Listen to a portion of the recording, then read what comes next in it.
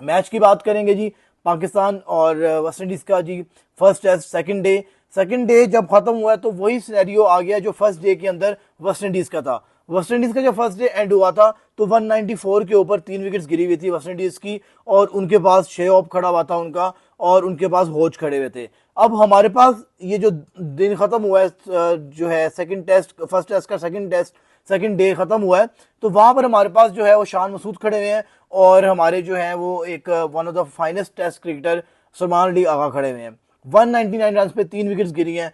मैं ये कह रहा था कि ये पूरा दिन बड़ा मजे का रहा है जी, पूरा दिन आउटस्टैंडिंग रहा है, और पाकिस्तान ने जी डोमिनेट किया है इस दिन को। लेकिन एक छोटा सा क्लिक, जिस एंड पर जाकर बाबर आजम की विकेट गिरी है, जेडन सील्स ने इनको आउट किया है, जो है शोएब ने इनका कैच किया है, तो ये जो विकेट थी उसकी वजह से मुझे थोड़ा सा डाउट ये लग रहा है कि पाकिस्तान भी इस मैच में फुली कंट्रोल में नहीं है। रीजन क्या है कि 194 से 3 विकेट से जी पहले दिन के एंड पर वेस्ट इंडीज की, उन्होंने कितने पे एंड किया, 311 के ऊपर, यानी कि उन्होंने सिर्फ और सिर्फ अप्रोक्सीमेटली 117 स्कोर जो है वो ऊपर उन्होंने, हाँ अप्रोक्सीमेटली 117 स्कोर उन्होंने सिर्फ ऊपर किया है, और 7 विकेट उनकी गिर गई हैं। और यहां पर आप देखना है कि पाकिस्तान के पास 199 रन है, 100 कितनी अप्रोक्सीमेटली 112 स्कोर जो है वो पाकिस्तान को ट्रेल है इस टाइम पे, कितना है जी, 112 का ट्रेल है। अब ये ट्रेल खत्म करने के बाद कितने स्कोर ऊपर कर सकते हैं, क्या ये ट्रेल खत्म कर सकते हैं कि नहीं, पहला क्वेश्चन ये है। अब आप कहेंगे यार ये सवाल क्यों पूछ रहे हो, इतनी मजे की बैटिंग हुई है पूरा दिन, बस एक बैड लक कह लें या फिर एक अच्छी बॉल आ गई जी जेडन सील्स की और बाबर आजम आउट हो गए। उससे पहले बाबर आजम ने 3 चौके भी लगाए थे, और बड़े मजे के चौके लगाए थे। लग रहा था बाबर आजम जो है जैसे प्रैक्टिस मैच में 100 बनाइए, यहाँ पर भी 100 बनाकर ही जाएगा, बट वही बाबर आजम के नसीब उसी तरह के है जी कि इसको कोई एक्स्ट्रा फेवर नहीं मिलती, ना कैच ड्रॉप होता है जी इनका, ना नो बॉल होती है, ना फील्ड कॉल में इनके हक में फैसला आता है। तो ओवरऑल चीजें चलती रहती हैं। अगर हम लोग यहाँ पे बात करेंगे शान मसूद की, तो शान मसूद जी कह रहे हैं 5वीं पारी ले रहे हैं, 3 कैच छुटे जी इनके, 2 इनसाइड से बचे, और एक बहुत क्लोज कॉल, अगर यहाँ पे शान मसूद भी आउट हो चुके होते हैं तो वेस्ट इंडीज का दिन हो जाता शायद। ठीक है, अब यहाँ पर क्या है जी, शान मसूद विकेट पे मौजूद है, 88 रन बनाकर नॉट आउट है।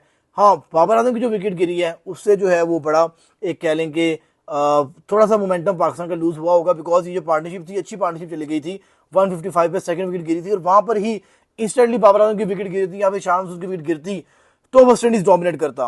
लेकिन यहाँ पर पाकिस्तान ने अच्छा कम बैक किया, बट आपको पता है जब दिन खत्म हो रहा होता है तो फिर थोड़ा सा कंसंट्रेशन भी होती है, लूज हो रही होती है। उसके बाद थोड़ा सा कभी कह लें कि एक मोमेंट आता है कि एक अच्छी बॉल पड़ती है, और वो जिसको आप लीव कर सकते होते हैं उसको आप खेल कर पोक करके छोटा सा जो है वो विकेट गवा बैठते हैं, जो कि बाबर आजम ने किया है, जो कि मुझे बड़ा अफसोस है इस चीज़ का कि I was expecting Babar Azam बड़ा खेलेंगे।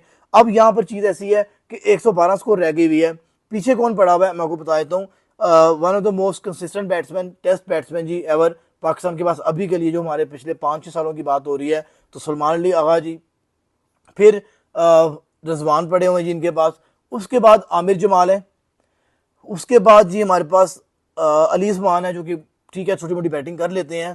फिर एक खुरम शहजाद हैं, मोहम्मद अली हैं और मोहम्मद अब्बास हैं। इनके बताने का मकसद ये है कि अगर 2 विकेट्स इकट्ठी गिर जाती हैं पहले सेशन में तो पाकिस्तान का भी वेस्ट इंडीज़ वाला हाल होगा। अगर पाकिस्तान अनफॉर्चुनेटली यहाँ से 50 प्लस यानी कि 80 या 100 की लीड लेने में कामयाब नहीं होता तो इट मीन्स पाकिस्तान की हार पक्की है। रीज़न ये है, बात को समझिएगा, ये ब्रांस चार्ल्स लारा जो है ये ग्राउंड, ये पहली दफ़ा यहाँ पे क्रिकेट खेला जा रहा है, टेस्ट मैच क्रिकेट खेला जा रहा है इंटरनेशनल।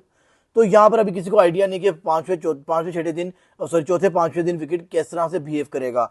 अभी तो ये है कि तीसरा दिन है, मेरे लिहाज से ये बैटिंग के लिए आइडियल होगा। उसके बाद इफ एंड बैट्स आ जाएंगे। ठीक है, उसके बाद अगर पाकिस्तान ने यहाँ पर 100 प्लस लीड ले ली तो पाकिस्तान के यहाँ पर हार की जो क्वेश्चन है वो साइड पर हो सकती है। फिर 2 ऑप्शन आ जाएंगे, ड्रॉ हो जाएगा या फिर पाकिस्तान मैच जीत जाएगा। हार की इक्वेशन बहुत हद तक लिमिटाइज हो जाएगी, मिनिमम हो जाएगी, नामुमकिन सी बात हो जाएगी। लेकिन उसके लिए भी इनको कम से कम 212 स्कोर और बनाने हैं। सवाल ये है कि शान मसूद जो है जिन्होंने 88 रन बनाए हैं, आपको भी पता है ये नसीब के 30 रन हैं, वरना एक्चुअली उसने इतनी स्कोर नहीं करनी थी।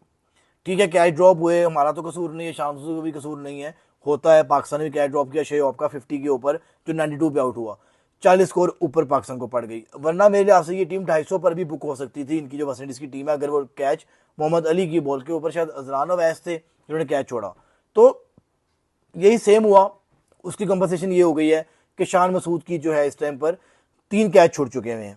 ठीक है, एक उनका बहुत ही क्लोज कॉल के ऊपर अंपायर कॉल आ गया, अगर मैं अंपायर होता तो मैं आउट दे देता, to be very honest. But ये चीज देखनी पड़ेगी कि बॉल अब रिवर्स होना शुरू हो गई है, ये मोस्ट इंपॉर्टेंट बात है, बॉल रिवर्स होना शुरू हो गई है। अगर तो यहाँ पर सलमान अली आगा और रिजवान में से एक बंदा जल्दी यहाँ पर विकेट गवा बैठता है अपनी, तो फिर काम खराब है पाकिस्तान के लिए। अगर पाकिस्तान ने 50-60 का ट्रेल ले लिया तो इट मीन्स कि पाकिस्तान के लिए इक्वेशन जीतने की तो बाहर हो जाएगी, क्योंकि चौथा 5 दिन पाकिस्तान ने बैटिंग करनी है, बैटिंग पाकिस्तान को सूट ऑब्वियसली बात नहीं करेगी, और बाबर आजम भी अभी तक आउट हो चुके हुए हैं। तो मेन जो मुझे कंसर्न यही है, अगर तो बाबर आजम की विकेट होती यहाँ पर तो मैं एक्सपेक्ट कर सकता था कि पाकिस्तान 250 ऊपर और लगाकर यहाँ पर 125 की लीड ले लेगा।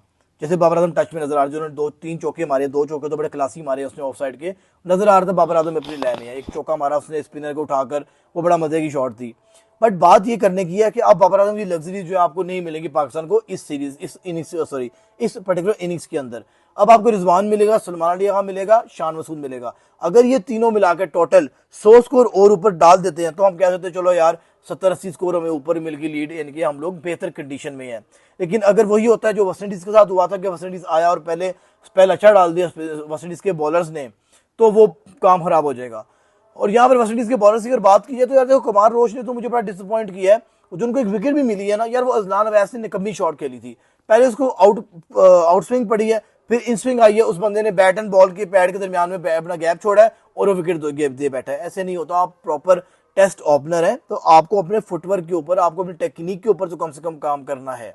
ठीक है, ऑलरेडी आपने डेब्यू अच्छा किया हुआ है, I respect these things, but यहाँ पर आपने अपने बैट और बॉल के दरमियान में बहुत बड़ा गैप छोड़ दिया था जो कि नहीं होना बनता था।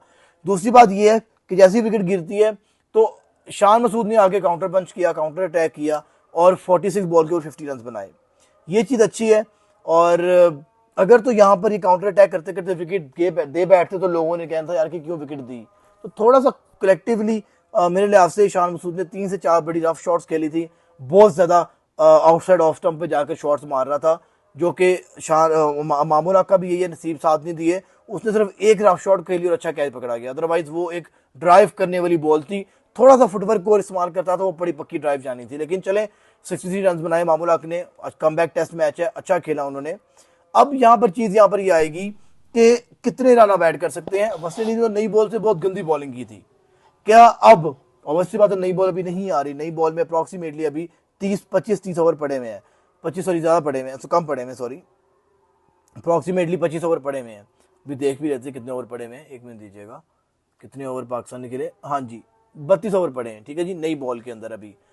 तो अगर ये 32 ओवर पाकिस्तान ने ट्रेल खत्म कर लिया अपना तो बड़ी मजे की चीज है, एक आधी विकेट गवा कर।